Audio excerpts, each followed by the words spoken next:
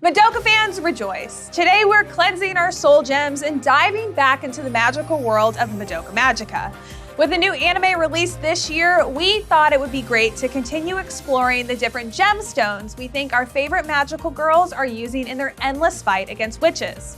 Gotta keep the entropy going. But I'm not the only anime fan here at JTV. I'd like to introduce you to another member of the team. Rob, do you mind taking it from here? Thanks, Natalie. I can take it from here. Grab your soul gems and get ready because we're diving back into the crazy world of Madoka Magica. Since the original anime aired, there's been a plethora of manga, light novels, and even a mobile game about the Magica universe. Today, we're going to cover some of the new characters and soul gems from this year's newly released Anime Magia Record Puella Madoka Magica side story. Say that 5 times fast. We've got a lot to get to, but before we do any of that, I want to right a little wrong from our last video. Some of you guys let us know that we left out one of your favorite characters from the original show. I'm talking, of course, about the fiery Kyoko. Let's talk about her soul gem. Her red hair, personality, and gemstone are a perfect match for pyrope garnet. Its intense red color comes from chromium, iron, and sometimes vanadium. Garnets have long been regarded as stones of passionate devotion towards friends, family, and self, as well as towards one's purpose in life. They're also believed by some to attract good luck in business ventures. This all lines up very nicely with Kyoko's wish, which is for people to listen to her father's teachings and for him to be successful.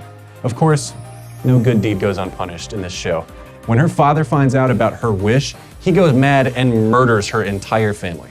This makes her focus her passions inward to keep herself alive in the harsh world of witches and cruel twists of irony.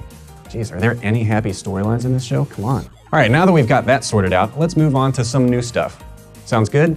It's time to talk about the soul gems of some of the new characters in Side Story. We'll start with the protagonist of the show, Iroha Tamaki. She's a lot like Madoka from the original show and even has a similarly colored soul gem. It's pink, so we could just say it's rose quartz and call it a day, but for the sake of variety, I say it's pink beryl, morganite. Also like Madoka, Iroha is kind-hearted.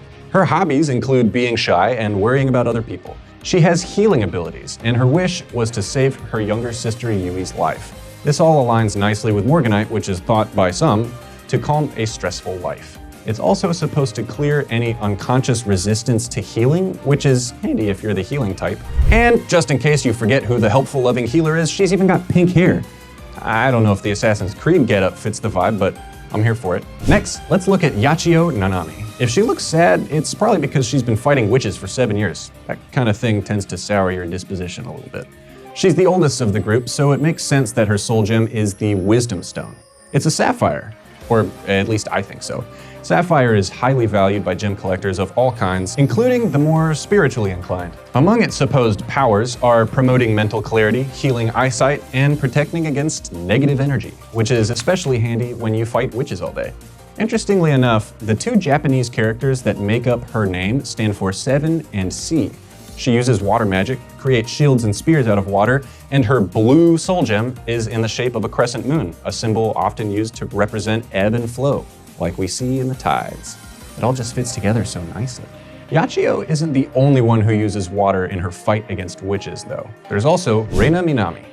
The characters of her last name mean wave and water.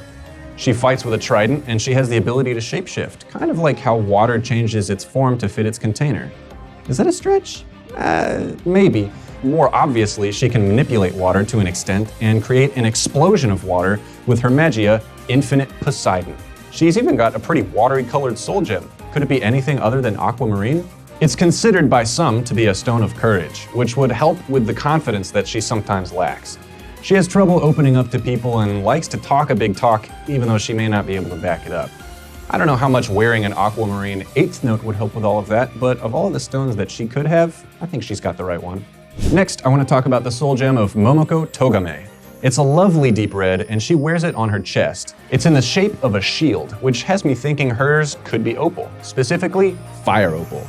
I know it's not physically the strongest stone, but opal is said by some to be a protective stone, especially when venturing into dangerous places, which is kind of hard to avoid in the witch fighting business. Momoko is also a very protective person. She looks after the rookies and very much is the big sister type. However, her wish is what really tells me she's got an opal. She wishes for the courage to confess her true feelings, and opal is supposed to aid in expressing one's true self. I think opal is a great match. Plus, some people claim that the energy of opal is very fine and delicate, and nothing says delicate like a 5-foot sword. All right, guys, that's it for us here today. Thanks so much for watching. And don't forget to like, subscribe, and ring the bell so you don't miss out on our future videos. And tell me, what anime would you like to see us cover next? Leave a comment down below and let me know. See you next time.